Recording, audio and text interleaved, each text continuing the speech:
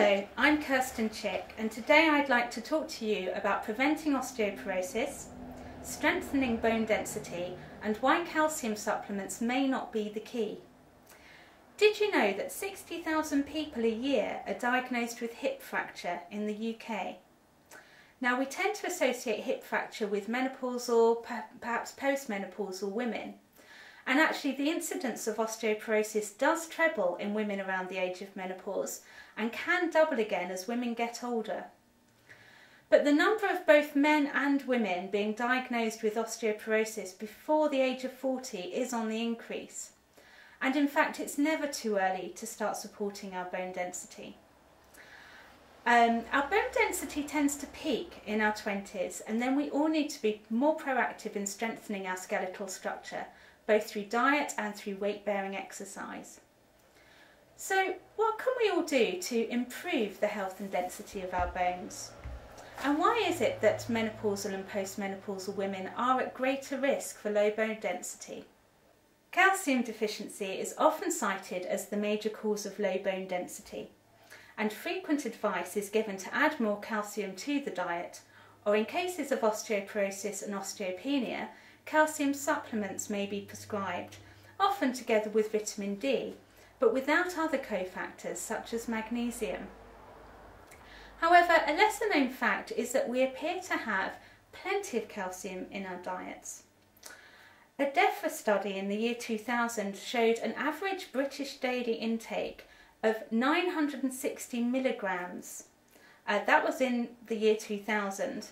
Whereas actually the recommended daily amount is only 800 milligrams. And the average British daily intake in 1999, according to the average British daily intake in 1990, according to the National Food Survey, was 918 milligrams. Again, 118 milligrams over the recommended daily amount. So perhaps we need to dig a little bit deeper into this controversial subject.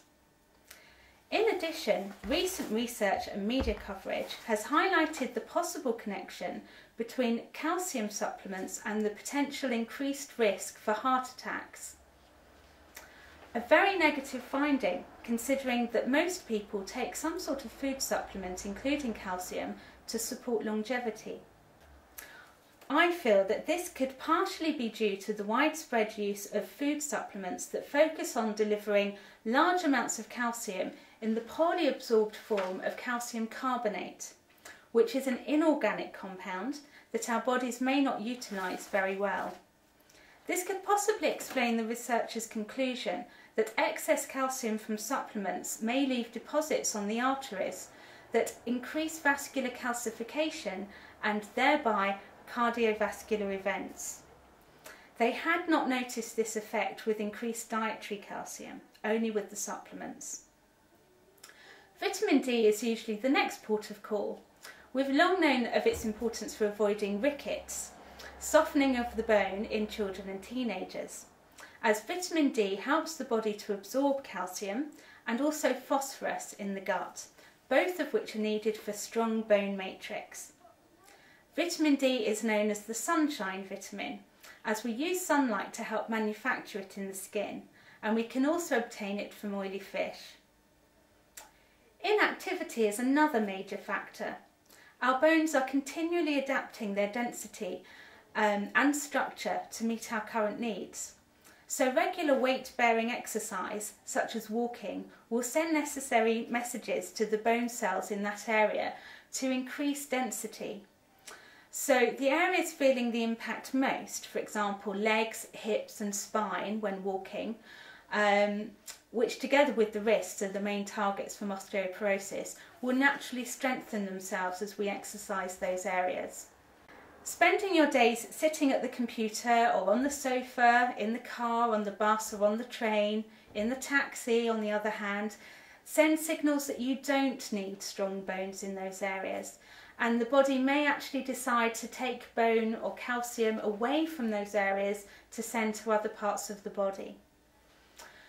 Postmenopausal women who walk for at least 6 hours a week have a 55% reduction in risk of hip fracture, 41% in women who walk for 4 hours a week, and that's compared to those who walk for less than 1 hour a week. And one study noted that professional tennis players can have up to 25% greater bone density in their serving arm than in the other arm. Bones are living tissue.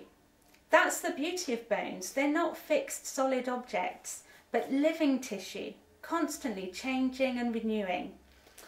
In a live body, they're much softer and more pliable than you would imagine. Minerals, fluids and other nutrients are continually and dynamically moving in and out of them. In fact, one of the main functions listed for bones in anatomy and physiology books is as a reservoir for minerals. As we have seen, bone tissue is also continuously being laid down or destroyed to shape your structure as you place varying demands on it.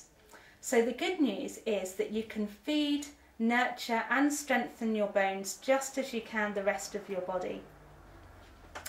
Bone tissue is made up of osteocytes and is a form of connective tissue, just like the flesh, the blood, the organs in your body. The bone matrix these cells are suspended in is made up of 65% mineral salts. So that's calcium, phosphorus, magnesium, boron, sulfur and strontium, plus collagen and ground substance. So as with all connective tissue, bone cells need good levels of oils, amino acids, electrolytes, water and other supporting nutrients to stay vital and strong. They need a healthy flow of blood and lymph and interstitial fluids to help carry these nutrients and messages, such as hormones, towards them and help carry waste materials and toxins away.